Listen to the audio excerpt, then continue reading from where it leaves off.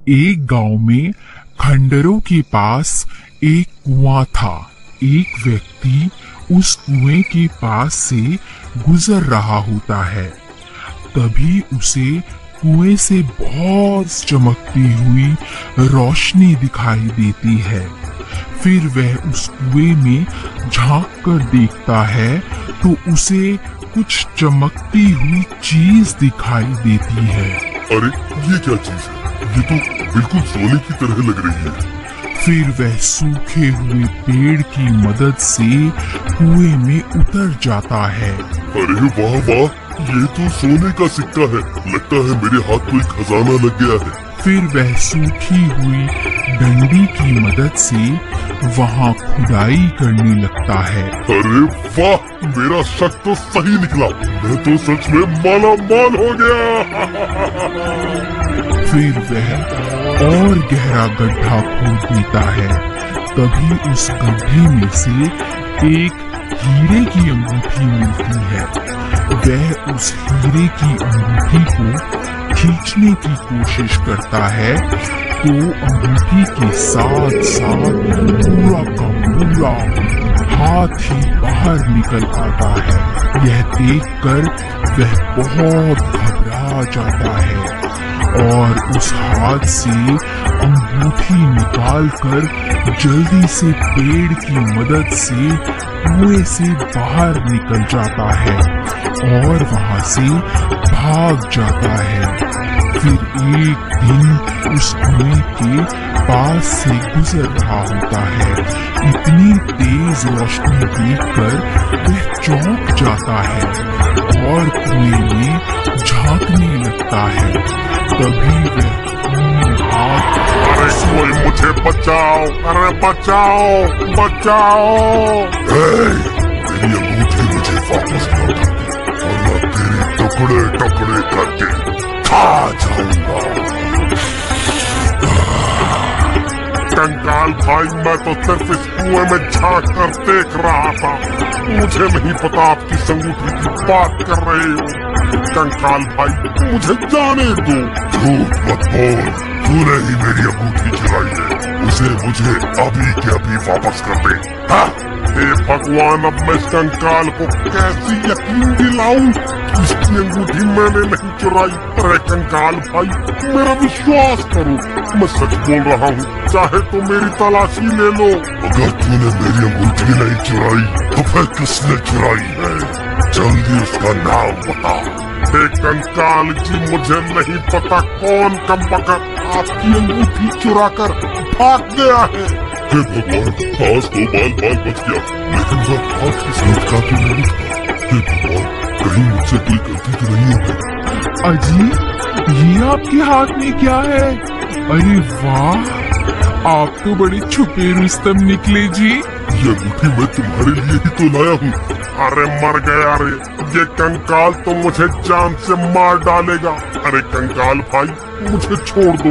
मुझे मारने से तुम्हें तुम्हारी अंगूठी वापस थोड़े न मिल जाएगी भाई। मुझे छोड़ दो, मैं तुम्हारी अंगूठी ढूंढने में तुम्हारी मदद कर सकता हूँ। मुझे एक दिन का वक्त दे दो, मैं तुम्हारी अंगूठी वापस लाकर दे दूंगा। ठीक है, लेकिन अगर तू एक दिन में वापस नहीं आया तो मैं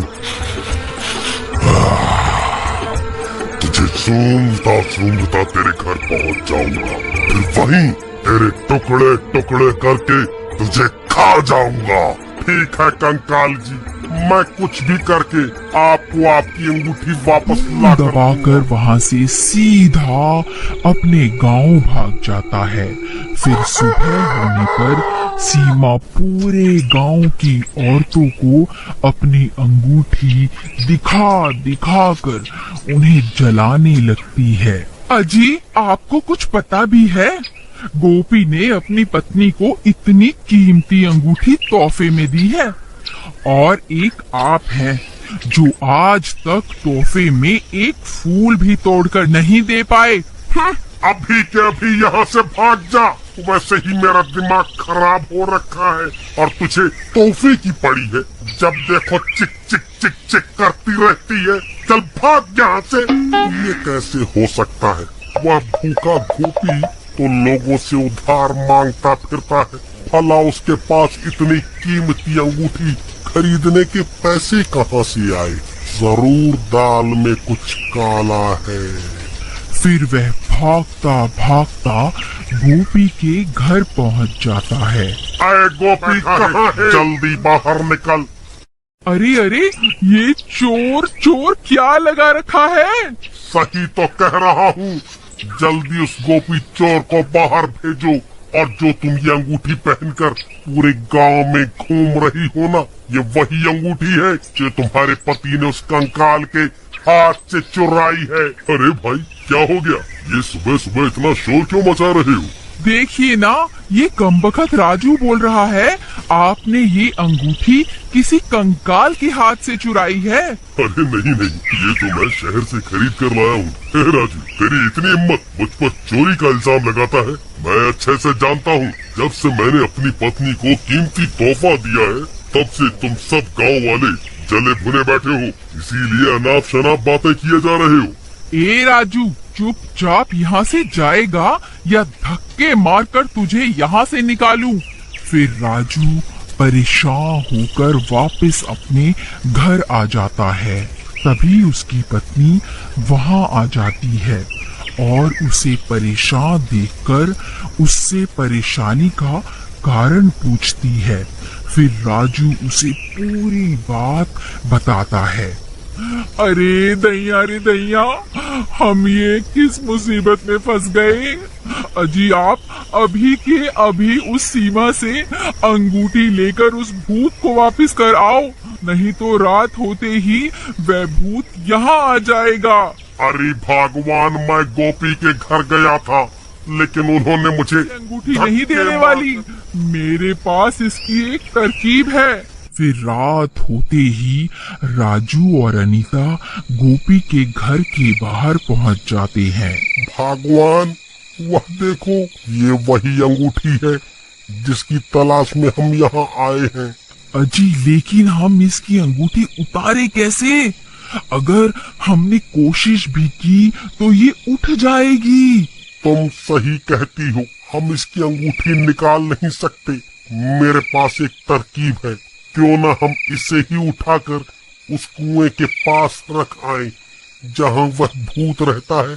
वह अपने आप इससे निपट लेगा। फिर वह दोनों धीरे से उसकी चारपाई को उठा लेते हैं और धीरे धीरे जंगल की ओर चल देते हैं। कुछ ही देर में कुएं के पास रख देते हैं।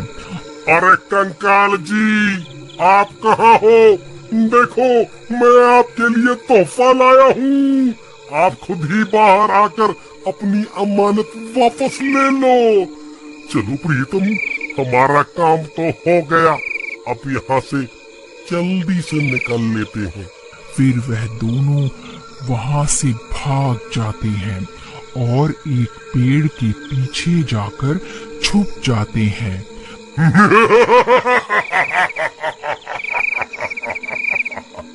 अरे वाह, मैंने तो सिर्फ अपनी अंगूठी मांगी थी। वह गांव वाला तो मेरे लिए एक और तोहफा ले आया।